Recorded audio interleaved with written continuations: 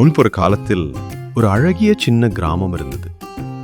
அங்கே ஒரு பழமையான அழகான வீடு இருந்தது. ஆனால் அந்த வீட்டிற்குள் யாருமே செல்ல மாட்டார்கள். ஏனென்றால் அந்த வீட்டில் பூதம் இருப்பதாக அந்த கிராமத்தில் உள்ள அனைவரும் நம்பினார்கள். அதனால் யாரும் அங்கே செல்ல மாட்டார்கள்.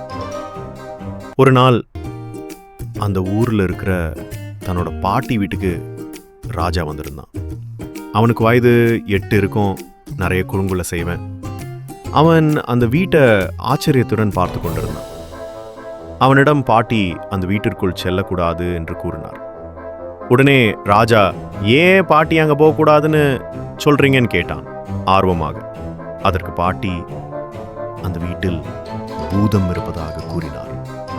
உடனே ராஜா அந்த வீட்டிற்குள் போக வேண்டும் என்று ரொம்ப ஆர்வமாக பார்த்தான் அந்த வீட்டை. பாட்டி உடனே அங்கிருந்து அவனை அழைத்து சென்று விட்டார். இரவு மணி 10 இருக்கும். ராஜாவுக்கு அங்கு செல்லாமல் தூக்கம் வரவில்லை. பாட்டியை பார்த்தான். அவர்கள் நன்கு தூங்கிக் கொண்டிருந்ததை பார்த்துவிட்டு மெதுவாக அந்த வீட்டிற்கு செல்ல புறப்பட்டார். ராஜா அந்த வீட்டிற்குள் சென்றவுடன் ஒரு கண்ணாடியை பார்த்தான். அது ஜொலித்து கொண்டிருந்தது. பிறகு ஒரு பெரிய உருவத்தின் நிழல் தெரிஞ்சது. அதனை பார்த்து மிகுந்த பயத்துடன், யார் நீ என்று கேட்டான்.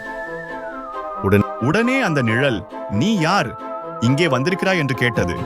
உடனே ராஜா, நான் பூதத்தை பார்க்க வந்தேன் என கூறினான். அதற்கு அந்த நிழல், நான் பூதம் இல்ல, பூமணி முயல் என்று சொல்லிக் கொண்டு ஒரு அழகிய முயல் குட்டி ஓடி வந்தது. அந்த வீட்டில் இவ்வளவு நாள் இருந்தது. பூதம் இல்லை, முயல் என்று தெரிந்து கொண்டு ஊரில் உள்ள எல்லோருக்கும் கூறினான். இந்த கதையில் இருந்து நாம தெரிந்து கொண்டது, எதையும் நேரில் பார்க்காமல் நம்பக்கூடாது என்று. மீண்டும் நாளை இன்னொரு கதையுடன் உங்களை பார்க்க நாளைக்கு வருகிறேன்.